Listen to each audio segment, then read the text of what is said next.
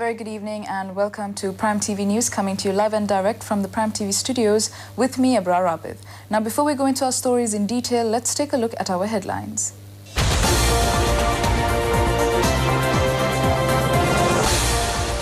The President hands over title deeds for 75 sacred premises. The Premier promises to abolish executive presidency. Construction of the first elevated expressway begins. Deputy Minister Palitha Thivaraperuma remanded. A suicide death in every 40 seconds.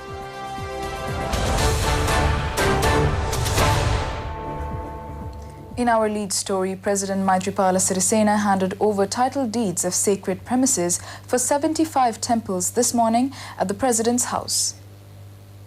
Providing title deeds of sacred premises is being conducted in parallel to the national program of handing land deeds and land certificates to 1 million citizens of Sri Lanka. Over 355 title deeds of sacred premises have been issued from 2015, with arrangements being made to provide another 700. Most Venerable Dimbul Kumbare Sri Vimaladama Thera, Anunayaka of the Malwatta chapter, and Ministers Sajit Premadasa and Gayantha Karunatilaka were also present at the occasion. The Sri Lanka Prisoners Welfare Association launched its annual Flag Week to coincide with the National Prisoners' Day falls on September 12th, and first flag was pinned on President Maithripala Sirisena today at the President's office. The annual Flag Week is jointly conducted by the Sri Lanka Prisoners Welfare Association and the Department of Prisons, and the funds generated will be used for various welfare activities of the prisoners, such as conducting medical camps, distributing spectacles and develop sanitation facilities. Prime Minister Ranil Wickremesinghe launched the construction of Sri Lanka's first elevated expressway connecting the Colombo port city and the New Kelani Bridge. The port access road will connect the New Kelani Bridge at Ungurukade intersection, and from there to Colombo Port City will be constructed on pillars. This will be the first port access road that will be constructed on pillars. This project is due to be completed within 3 days. The inaugural ceremony of the project was launched under the patronage of Prime Minister Ranil Wickremesinghe, a group including Ministers Kabir Hashim, Sagala Ratnayaka, Patali Champika Ranawaka, Mangala Samaravira, Ravi Karnanayaka and Daya Gamage were present on this occasion. The construction of the 5.9-kilometer port access road will be funded by a $300 million loan from the Asian Development Bank. The second phase of the elevated expressway will be planned from Orugodavatta up to Rajagiriya. 5 defendants, including Deputy Minister Palitha Thivaraperuma, were remanded till the 16th of this month.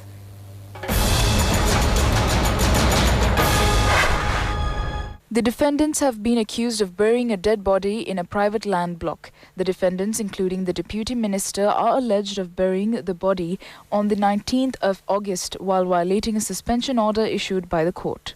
The court ordered to arrest the suspects based on the information submitted by the Thibuana police. They were produced before the court today and remanded till the 16th. Meanwhile, the Attorney General has filed indictments against 13 suspects, including chairman of the avant-garde company, Nisanka Senadipati. The defendants are accused of running a floating armory in the vicinity of the Galle port. The Attorney General has stated that as the case has been controversial both locally and internationally, the litigation should be heard without a jury. Accordingly, the Chief Justice accepted the demand of the Attorney General and appointed a 3-member judge bench to hear the case. The Supreme Court today fixed dates to take up 2 petitions filed against the decision to acquit Venerable Galagurate Jnanasara Thera, who had been imprisoned on the charge of contempt of court. The 2 petitions will be fixed for trial on the 5th of December. The petitioners say by releasing Venerable Galagurate Jnanasara Thera, the country's constitution has been violated. Sandhya Eknaligoda and the Centre for Alternative Policies have filed the petitions.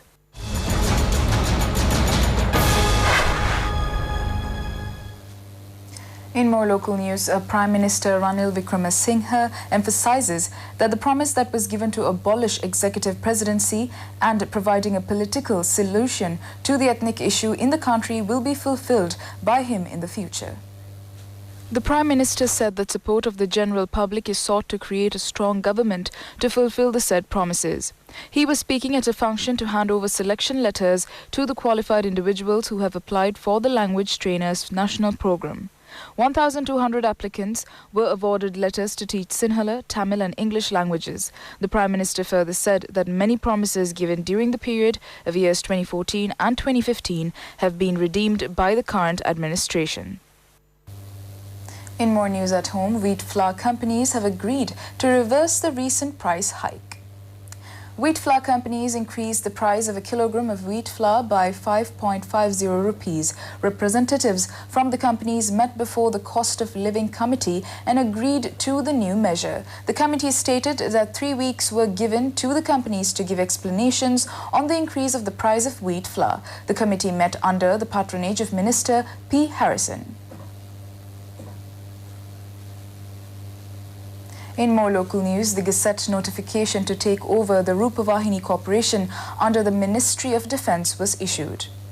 Minister Ruwan Wijewardena has issued a Twitter message in this regard. In the Twitter message issued by the Minister Wijewardena, it is stated that the Rupavahini Corporation receives 40 million rupee loss and the Treasury had to bear the cost. The message further stated that though measures were taken to streamline the management of the organisation, the attempt was failed. In more news at home, some politicians also spoke about the developments regarding the Sri Lanka Rupavahini Corporation. While responding to questions raised by journalists, Minister Gamini Jayavikrama Perera said that some financial crisis was present in the Sri Lanka Rupavahini Corporation. General Secretary of the Sri Lanka Freedom Party, Dayasiri Jayasekara, addressing a media briefing today, said that the Sri Lanka Rupavahini Corporation is incurring losses. With the present developments, a chaotic situation has been created.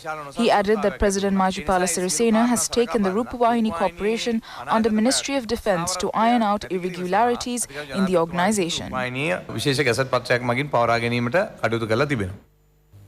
Minister Sajith Premadasa says that he will transform the entire country with the support from international investors and donors in the future. Minister Premadasa made the comment at the opening of 4 Udagammana projects in Kilinochchi. 51 housing units have been constructed in the model villages at a cost of 37 million rupees. The villages have been ensured with infrastructure, for instance, including drinking water, electricity and access roads. Addressing the event, the minister said that a special summit will be organized with the presence of international donors and investors to develop the northern and eastern provinces.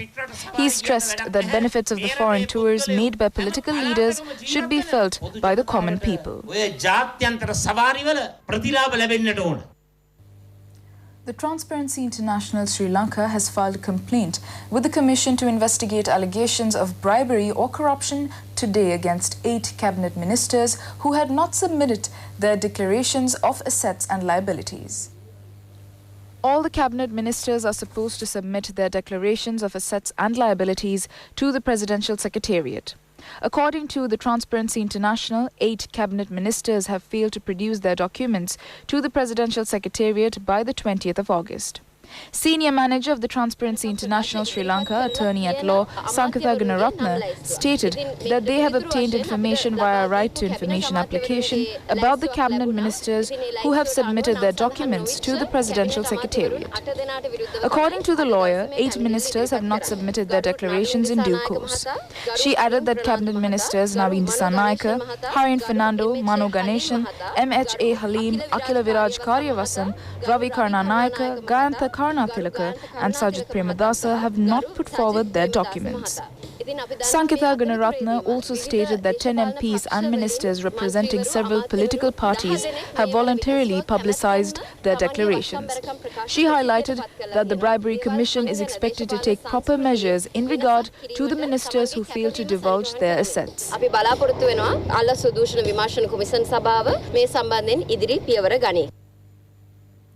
Over 300,000 people have been viewed the Enterprise Sri Lanka exhibition within the first 3 days. The Ministry of Finance announces that over 2,000 fresh entrepreneurs have been able to get market access through this exhibition. Enterprise Sri Lanka exhibition is now in progress at Mutraveli grounds in Jaffna. The 3-day exhibition will draw to close today. The entrepreneur zone of the exhibition received a high response from the participants. By yesterday, over 2,000 have been registered to obtain the interest-free loan granted by the government.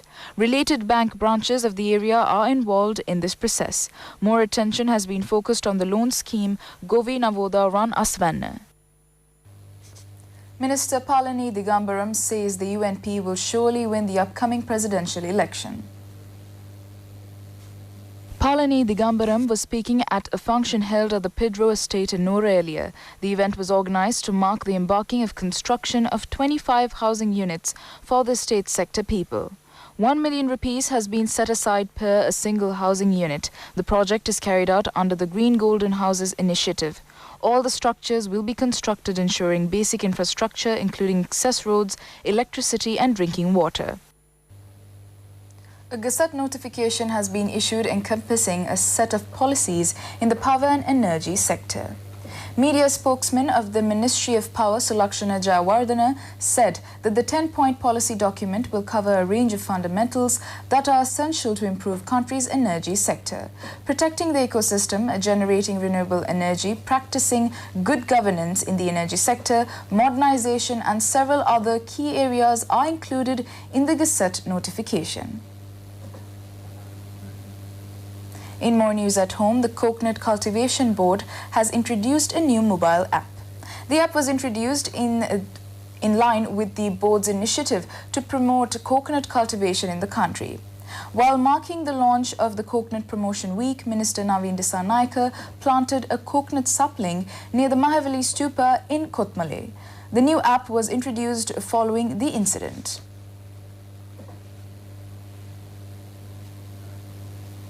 In more local news, the second Randoli Perahara of the Saman Devalaya will parade tonight.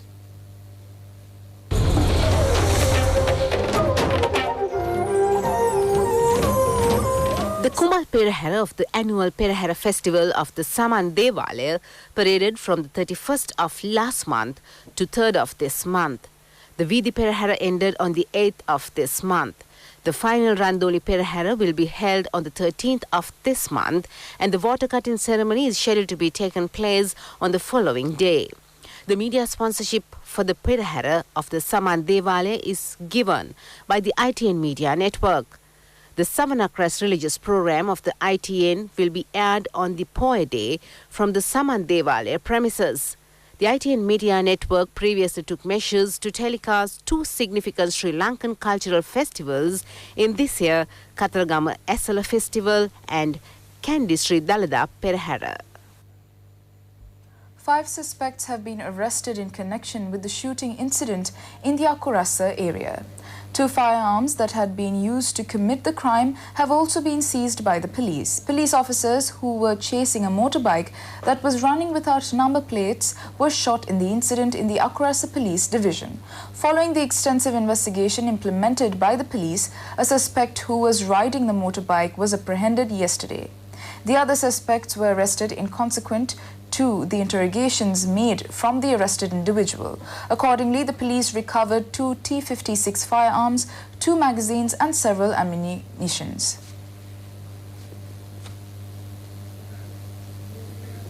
Let's now take a look at the very latest in the business arena.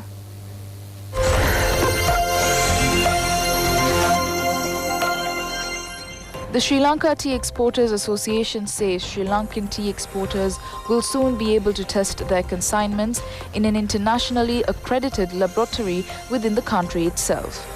The long-needed requirement to have an internationally accredited laboratory is finally being addressed as the Ministry of Plantation Industries, Tea Exporters Association of Sri Lanka and Sri Lanka Tea Board are in the process of setting up a fully-fledged testing facility.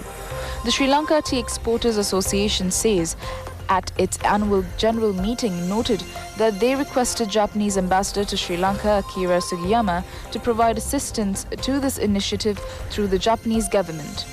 It further noted that they are planning to work closely with the Tea Research Institute of Sri Lanka to develop the tea industry in commercial aspects and will look to obtain the geographical indication status for Sri Lanka's tea produce.